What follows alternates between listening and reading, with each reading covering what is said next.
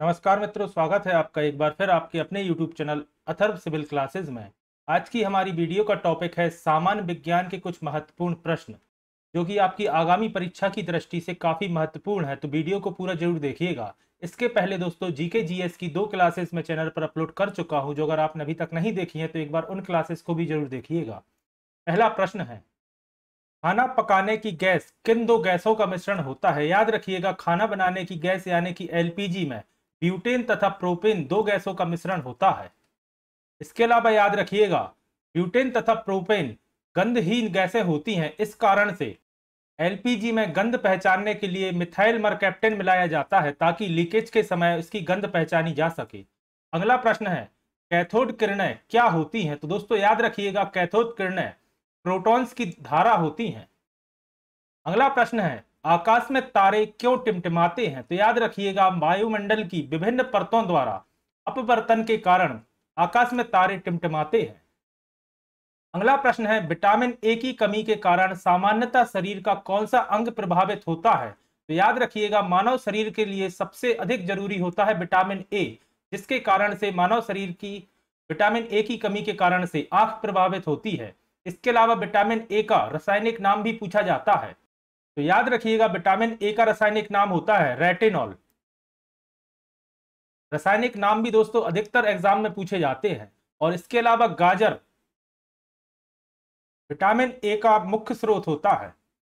अगला प्रश्न है, चमगादड़ में क्या पाया जाता है? तो याद रखिएगा, पराश्रव्य ध्वनि तंत्र या जिसे अल्ट्रासोनिक कहा जाता है, यह चमगादड़ों में पाया जाता है। अगला प्रश्न है, किसी वस्तु को पृथ्वी से चंद्रमा पर ले जाने पर उसमें क्या परिवर्तन होता है? तो याद रखिएगा, किसी वस्तु को यदि पृथ्वी से चंद्रमा पर ले जाते हैं तो उसका भार कम हो जाता है। इसके अलावा ऑप्शन में आपको द्रव्यमान भी देखने को मिल सकता है। तो याद रखिएगा, उसका द्रव्यमान परिवर्तित नहीं होता, सिर्फ भार अंतर आता है।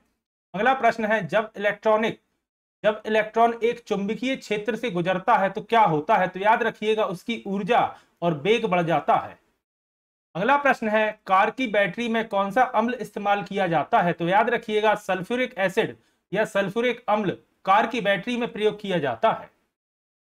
अगला प्रश्न है, पेड़ ऊर्जा का कैसा स्रोत है? तो पेड़ ऊर्जा का नवीकरणीय स्रोत है। अगला प्रश्न है, लेटराइट मिट्टी का रंग कैसा होता है? तो दोस्तों लोहे की मौजूदगी के कारण लेटराइट मिट्टी का रंग लाल होता है। अगला प्रश्न है, पौधों और जानवरों की सबसे अधिक किस्में कहां पाई जाती हैं? तो याद रखिएगा, उष्णकटिबंधीय वनों में पौधों एवं जानवरों की सबसे अधिक किस्में पाई जाती हैं। अगला प्रश्न है, बस में ड्राइवर के पास लगा हुआ दर्पण कौन सा होता है? दोस्तों यह प्रश्न पहले कई एग्जाम्स में पूछा जा चुका है। और याद रखिएगा, उत्तल दर्पण होता है बस में ड्राइवर के पास लगा हुआ दर्पण। उत्तल यानी कि कॉन्वेक्स मिरर होता है। अगला प्रश्न है, सोडियम बाइकार्बोनेट NaHCO का साधारण नाम क्या है? तो याद रखिएगा, खाने का सोडा या बेकिंग सोडा सोडियम बाइकार्बोनेट का साधारण नाम होता है। इसके अलावा यह प्रश्न उल्टा भी पूछा जाता है, इस खाने के सोडे का रासायनिक नाम क्या होता है? तो याद रखिएगा, सोडियम बाइकार्बोनेट। अगला प्रश्न है, वनस्पति विज्ञान की कौन सी शाखा पौधों के रूपाकार का अध्ययन करती है? तो दोस्तों इस शाखा का नाम है परिस्थिति विज्ञान, जो कि वनस्पति विज्ञान की एक शाखा है और इसमें पौधों के रूपाकार का अध्ययन किया जाता है। अगला प्रश्न है, सीरा से मदिरा निकालने की प्रक्रिया को क्या कहते हैं? तो दोस्तों इसे किण्वन की प्रक्रिया कहा जाता है, जिसमें सीरा से मदिरा बनती है।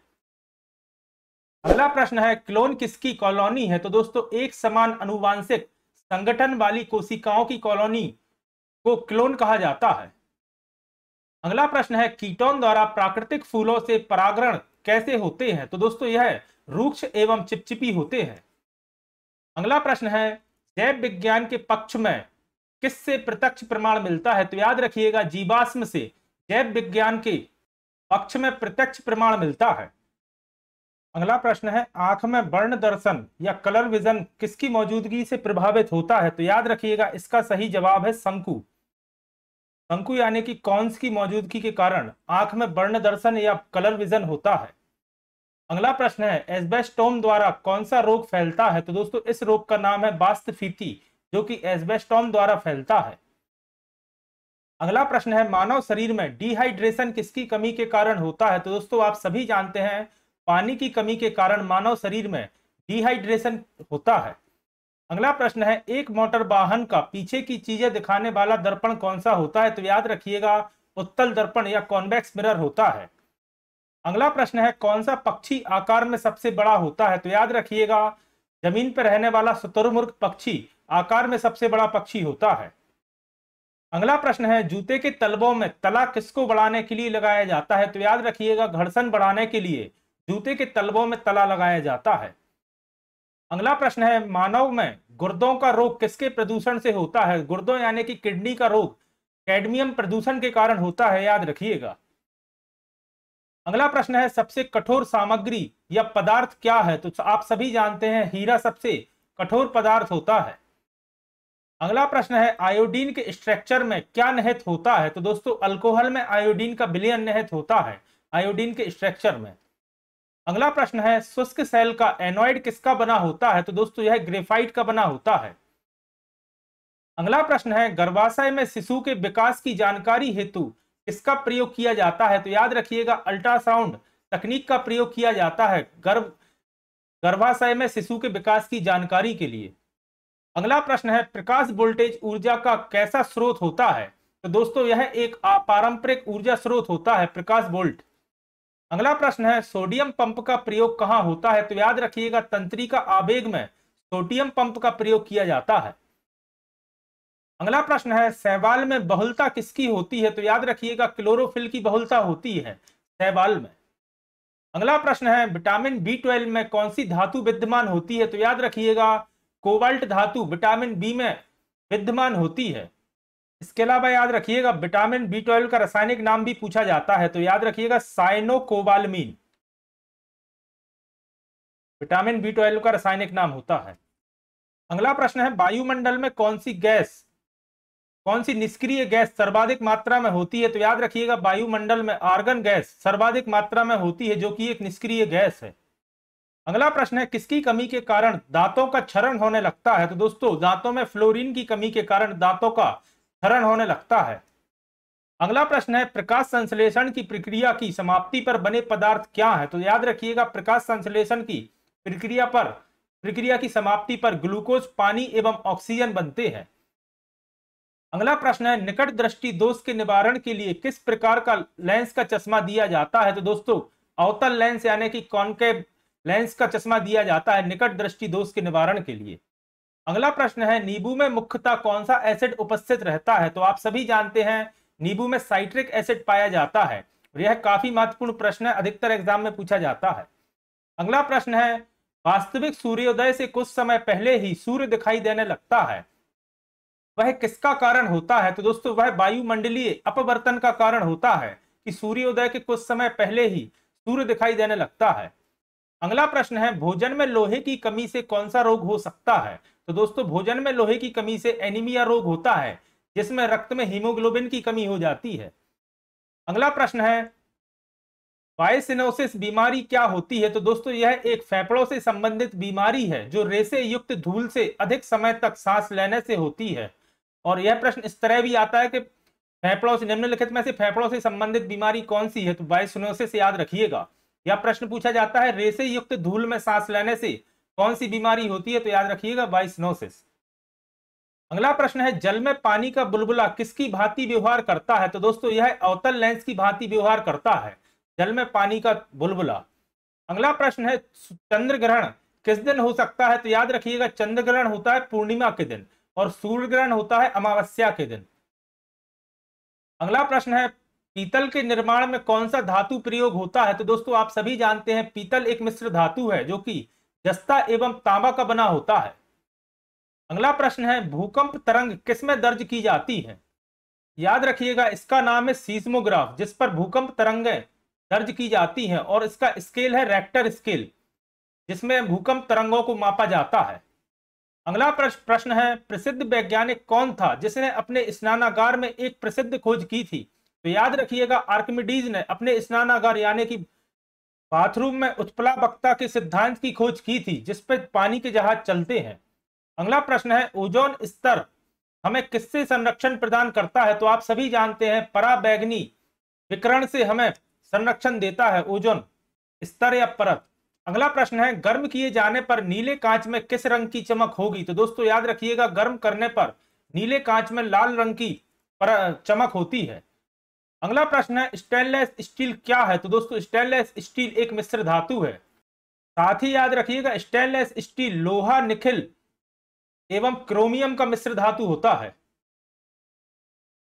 अगला प्रश्न है, शक्ति का मात्रक क्या है? तो दोस्तों काफी कॉमन प्रश्न है, शक्ति का मात्रक होता है वाट।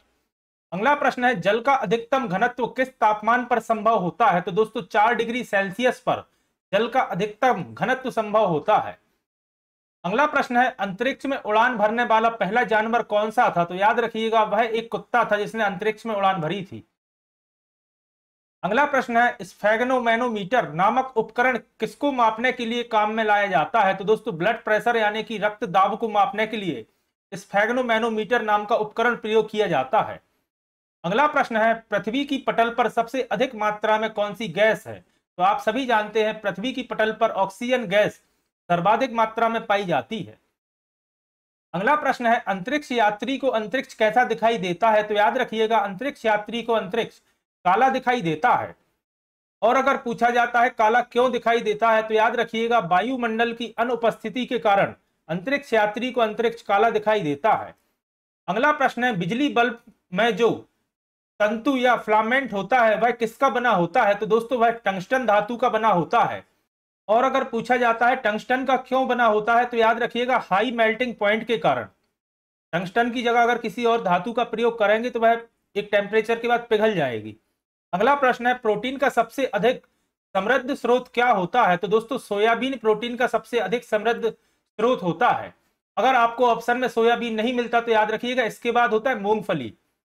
और अगर मूंगफली भी नहीं मिलता है तो इसके अलावा सभी दालें प्रोटीन के स्रोत होते हैं। अगला प्रश्न है, हवा में छोड़े जाने वाली प्रक्षोपास्त्र किस तरह के पथ पर अनुसरण करती है? दोस्तों प्रक्षोपास्त्र का मतलब होता है मिसाइल, और मिसाइल पल विलायक पथ पर अनुसरण करती है या चलती है इस तरह से। अगला प्रश्न है, पेट्रोल के कारण लगी हुई आग बुझाने के लिए पानी प्रभाव नहीं करता, क्योंकि दोस्तों पानी और पेट्रोल एक दूसरे में अघुलनशील होते हैं और पेट्रोल ऊपरी सतह पर जलता रहता है। अगला प्रश्न है, ध्वनि तरंग किससे होकर यात्रा नहीं कर सकती? तो आप सभी जानते हैं, ध्वनि तरंग को यात्रा करने के लिए माध्यम की जरूरत होती है, इस वजह से निर्वात में ध्वनि तरंग यात्रा नहीं करती। और इसके अलावा याद रखिएगा, लाइट की स्पीड निर्वात यानी कि वैक्यूम में सर्वाधिक होती है, यह प्रश्न भी पूछा जाता है। अगला प्रश्न है, सबसे छोटी रुधिर वाहिका क्या कहलाती है? तो दोस्तों इसे केशिका या ब्लड कैपिलरीज कहते हैं। अगला प्रश्न है, ऊर्जा प्रत्यक्ष या अप्रत्यक्ष रूप से किससे प्राप्त होती है? तो दोस्तों इसका सही जवाब होगा सूर्य से। ऊर्जा प्रत्यक्ष या अप्रत्यक्ष रूप से सूर्य से प्राप्त होती है। अगला प्रश्न है, जैव विकास के पक्ष में किससे प्रत्यक्ष प्रमाण मिलता है? दोस्तों यह प्रश्न रिपीट हो गया है, जीवाश्म से जैव विकास के पक्ष में प्रत्यक्ष प्रमाण मिलता है। अगला प्रश्न है, पक्षियों में पंखों का मुख्य कार्य क्या होता है? तो दोस्तों यह शरीर की ऊष्मा को बनाए रखने के लिए रोदन प्रदान करते हैं पक्षियों के लिए। अगला प्रश्न है, कौन सा पौधा फल नहीं देता परंतु बीज पैदा करता है? तो दोस्तों साइकेस का पौधा फल नहीं देता परंतु बीज पैदा करता है। अगला प्रश्न है, गर्म खून वाले जानवर उच्च शारीरिक तापमान बनाए रखते हैं ताकि वे, तो याद रखिएगा, ताकि वह तेजी से चल सके, इस वजह से वह उच्च शारीरिक तापमान बनाए रखते हैं। तो दोस्तों ये थी हमारी सामान्य विज्ञान की पहली क्लास। आशा करता हूं आज की क्लास आपके लिए पसंद आई होगी और उपयोगी साबित होगी। अगर आज की क्लास आपको पसंद आई है तो वीडियो को लाइक करें, कमेंट करें, और अगर आपने अभी तक अथर्व सिविल क्लासेस को सब्सक्राइब नहीं किया है तो चैनल को सब्सक्राइब करें और ज्यादा से ज्यादा लोगों तक शेयर करें। और इसके अलावा जो मैंने 2 क्लासेस चैनल पर अपलोड की हैं जीके जीएस की, उन क्लासेस को भी आप एक बार जरूर देखिएगा, जो कि आपकी आगामी परीक्षा की दृष्टि से काफी महत्वपूर्ण है। जल्द ही फिर मिलता हूं अपनी अगली क्लास के साथ। धन्यवाद दोस्तों।